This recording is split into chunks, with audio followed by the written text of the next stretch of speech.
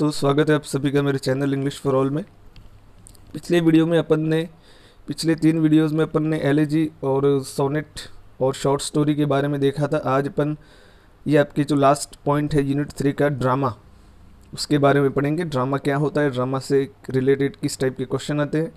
तो चलिए आगे बढ़ते हैं अपन। सबसे पहले दोस्तों ये देखते हैं कि व्हाट इज़ ड्रामा, एक्चुअल में ड्रामा होता क्या है। ठीक है ना। तो ड्रामा की डेफिनेशन एक बार देखते हैं, उसके टाइप्स अपन पढ़ेंगे किस टाइप के होते हैं और क्या ड्रामा की क्या क्या कैरेक्टरिस्टिक्स होती है, विशेषताएं होती हैं। तो ड्रामा की बात अगर अपन करें तो ये किस प्रकार की फॉर्म है दोस्तों। It is a literary form design for theatre. Actually ये क्या होता है, ये ऐसी चीज़ जैसे कि पोइट्री है, पोइम है, तो वो किसके लिए रिसाइट की जाती है म्यूज़िक के साथ। ऐसे है तो वो पढ़ने के लिए लिखा जाता है। इसी तरह से ड्रामा जो होता है वो किसके लिए बनाया जाता है, डिज़ाइन फॉर थिएटर, ये रंगमंच के लिए बनाया जाता है।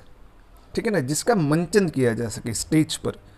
ड्रामा कभी पढ़ने के लिए नहीं होता है, वो मंचन करने के लिए होता है स्टेज पर। तो a literary form design for theatre क्या होता है, इसके अंदर एक्टर्स टेक रोल। एक्टर्स जो होते हैं वो एक रोल, कोई किरदार निभा लेते हैं। परफॉर्म इंडिकेटेड एक्शंस, जो एक्शंस उनको कहा जाए कि आपको ऐसा करना है, वो एक्शंस वो स्टेज पर करते हैं। स्पीक द रिटन डायलॉग्स और क्या करते हैं, रिटन डायलॉग्स, जो लिखे हुए डायलॉग्स होते हैं वो स्टेज पर उनको बोलते हैं। तो ड्रामा एक्चुअल में क्या होता है, स्टेज पर, मंच पर मंचन करने के लिए ड्रामा जो होता है वो लिखा जाता है। आगे देखते हैं अपन इसके बारे में। तो हिंदी में अपन कह सकते हैं कि साहित्य की वह विधा जिसका मंच पर मंचन किया जा सके उसे नाटक कहते हैं। इसमें कलाकार एक निश्चित किरदार लेकर लिखे हुए संवादों के साथ मंच पर अभिनय करते हैं। नेक्स्ट अपन इसके टाइप्स देखते हैं कि ड्रामा के टाइप कौन कौन से होते हैं। तो टाइप्स ऑफ ड्रामा, ओके। इसमें पहला है क्रॉनिकल प्लेज। ठीक है, क्रॉनिकल प्लेज किसको बोलते हैं, तो एक्ट ऑफ हिस्टोरिकल इवेंट्स, ऐसे ड्रामा जिसके अंदर क्या होता है, ऐतिहासिक घटनाओं का मंचन किया जाता है। हिस्ट्री से रिलेटेड कोई इवेंट्स हैं, ठीक है ना, तो वो सारे जो होते हैं वो क्रॉनिकल प्लेस कहलाते हैं। उसके बाद आता है कॉमेडी। इसका तो सुना ही होगा आपने नाम, शेक्सपियर की बहुत सारी कॉमेडी पढ़ी भी होंगी आपने। तो कॉमेडी किसको कहते हैं, तो primary purpose of comedy is to interest and amuse audience. Comedy का मुख्य पर्पस, पहला पर्पस क्या होता है, जो ऑडियंस है, ठीक है ना, जो दर्शक है, उनके अंदर रुचि क्रिएट करना और उन्हें अम्यूज यानी प्रसन्न करना, उनमें हास्य उत्पन्न करना, ये कॉमेडी का प्राइमरी पर्पस रहता है। और actions turn out happily for the characters. जो भी एक्शंस वहां पर होते हैं उसका अंत जो होता है वो वहां के जो कैरेक्टर्स होते हैं उस ड्रामा के, उनके लिए कैसा होता है, हैप्पी होता है। ठीक है ना, उनका अंत हमेशा कैसा होता है, खुशीपूर्वक होता है। कोई दुखद घटना कॉमेडी में होती नहीं है, एंड जो होता है वो हैप्पी होता है। तो वो कॉमेडी की विशेषता होती है। फिर इसको हिंदी में अगर अपन देखें तो कॉमेडी का मुख्य उद्देश्य दर्शकों का मनोरंजन करना होता है। इसमें घटनाओं का अंत मुख्य पात्रों के लिए सुखद होता है। ठीक है, तो ये बात हुई कॉमेडी की।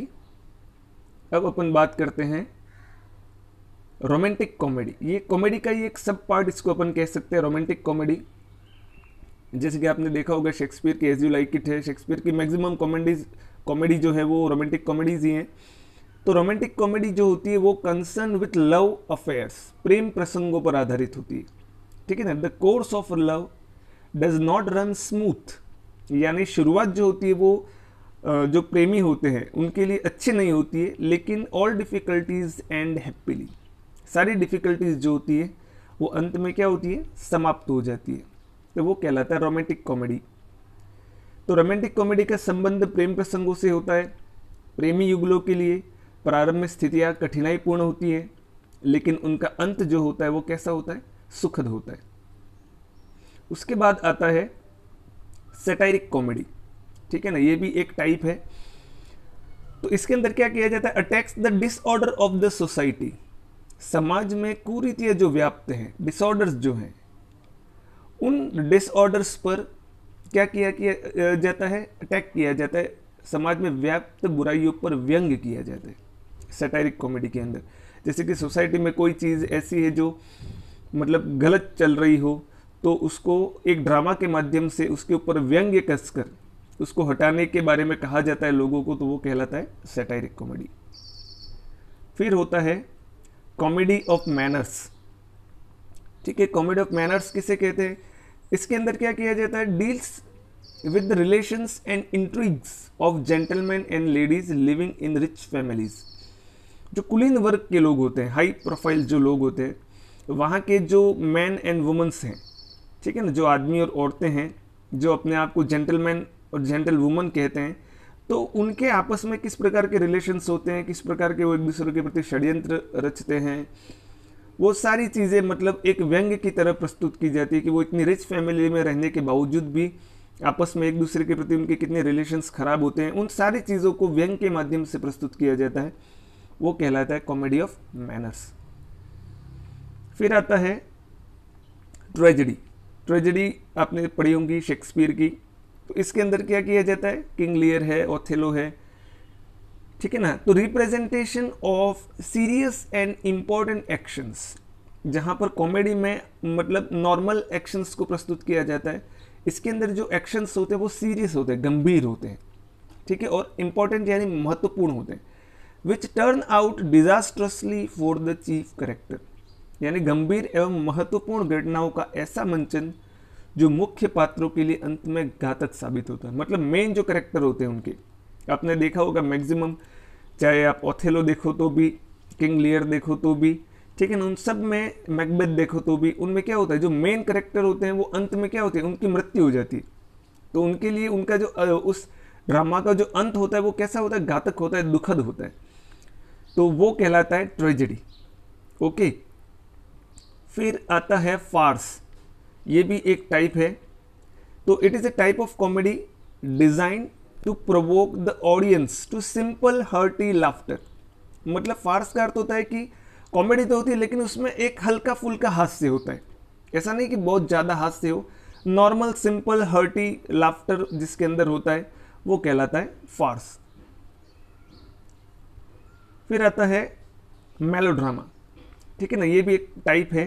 तो it is a kind of drama in which everything is hyperbolized, यानी मेलोड्रामा में हर चीज़ को अतिशयोक्ति के साथ प्रस्तुत किया जाता है, ठीक है ना, बड़ा चढ़ा के प्रस्तुत किया जाता है। Usually themes depicted in melodrama are simple and without any unpredictable plot twist. जो थीम होती है वो बहुत सिंपल होती है और ऐसा भी नहीं है कि उसके बारे में हमको पता नहीं चले, बिल्कुल ऐसे एक्शंस होते हैं कि पता भी चल जाता है हमको कि इसका अंत कैसा होगा, ठीक है। तो there are quite a lot of stereotypes in such drama. Stereotype यानी किसी व्यक्ति के प्रति कोई ऐसी फीलिंग्स जो अपने मन में बैठी हुई है लेकिन वो वास्तव में होती नहीं, तो इस प्रकार की चीज़ें मेलोड्रामा में बहुत होती है। However the main point of a melodrama is not to tell a story but to awaken feelings in the audience. वास्तव में लोगों के मन में भावनाएं जगाना इसका मुख्य उद्देश्य होता है, कोई कहानी कहना इसका पर्पस नहीं होता है। They are mostly love stories with beautiful stories, charming heroes and scary villain. इसके अंदर लव स्टोरीज होती है, ब्यूटीफुल कहानी स्टोरीज होती है, हीरोइंस होती हैं, हीरो होते हैं और डरावने विलन्स होते हैं। ये सारी चीज़ें मेलोड्रामा में पाई जाती है, ठीक है दोस्तों। तो नाटक का वह रूप जिसमें सब कुछ अतिशयोक्तिपूर्ण होता है, सामान्यतः थीम साधारण एवं बिना ट्विस्ट की होती है। इसका उद्देश्य कहानी कहना नहीं बल्कि दर्शकों में भावनाओं को जगाना है। इसमें प्रायः प्रेम प्रसंग होते हैं जिसमें सुंदर नायक नायिकाएं एवं डरावने खलनायक होते हैं, ठीक है। तो ये चीज़ अपन ने टाइप देखे। अपन अब थोड़े से डेवलपमेंट ऑफ ड्रामा की तरफ अपन बढ़ते हैं कि नाटक का विकास जो हुआ वो किस तरह से हुआ। तो सबसे पहले नाटक का जो रूप सामने आया था वो था मिस्ट्रीज एंड मिरेकल प्लेज, सबसे पहले आए थे।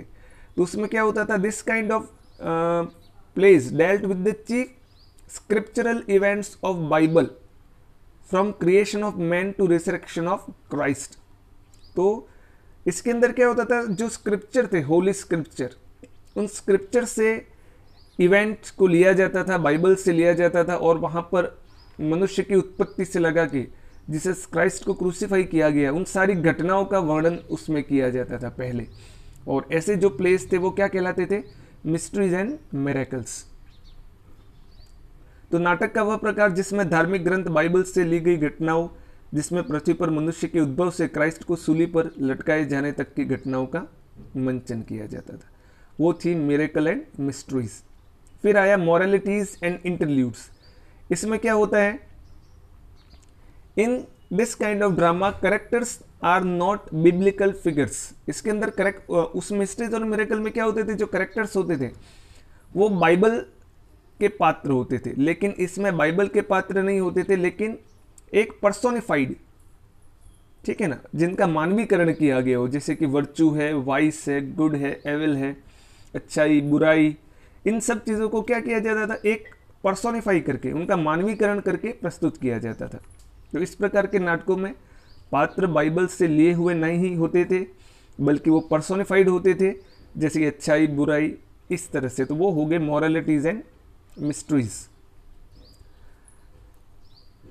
ठीक है दोस्तों, ये टाइप्स थे और ये डेवलपमेंट ऑफ ड्रामा। अब अपन मेन पार्ट्स जनरली जो एक ड्रामा के होते हैं उसके बारे में चर्चा कर लेते हैं। तो ड्रामा जो होता है, ओके, उसके मेन पार्ट्स में आपको बता देता हूँ। सबसे पहला तो होता है इंट्रोडक्शन, पहला शुरुआत में, जिसके अंदर क्या किया जाता है, जो मेन करेक्टर्स होते हैं उनको इंट्रोड्यूस किया जाता है, और मेन जो एक्शंस आगे होने वाले हैं उनको इंट्रोड्यूस किया जाता है। दूसरा जो स्टेज होता है ड्रामा का, वो होता है मूवमेंट ऑफ प्लॉट। उसकी जो थीम होती है वो किस तरह से आगे बढ़ती है। फिर उसका होता है क्लाइमैक्स, जहाँ पर वो सारे एक्शंस क्या होते हैं, अपने चरम पर पहुँच जाते हैं, टर्निंग पॉइंट वहाँ पर आते हैं। फिर होता है रिटर्न और फॉल, और उस चरम पर आने के बाद वो सारे एक्शन वापस कहाँ आ जाते हैं, अपने नॉर्मल स्टेट में आ जाते हैं। वो होता है रिटर्न और फॉल। और लास्ट में होता है कैटास्ट्रोफे, वो होता है एंड ऑफ एक्शंस, यानी जहाँ पर ड्रामा अपने एंड पर पहुँच जाता है, जो भी उसका एंड होना होता है वो यहाँ तक हो जाता है। तो ये ड्रामा के मैक्सिमम 5 भाग होते हैं जहाँ से ड्रामा मूव करता है। ठीक है दोस्तों, तो ये ड्रामा के बारे में कुछ चीज़ें थी जो मैंने आपको बताई। अगर ये वीडियो पसंद आया हो तो इसे लाइक कीजिएगा, मेरे चैनल को सब्सक्राइब करना मत भूलिएगा। ठीक है, मिलते हैं अपने अगले किसी इंटरेस्टिंग वीडियो के साथ। तब तक के लिए व्यस्त रहिए, मस्त रहिए और पढ़ते रहिए। Okay, thank you.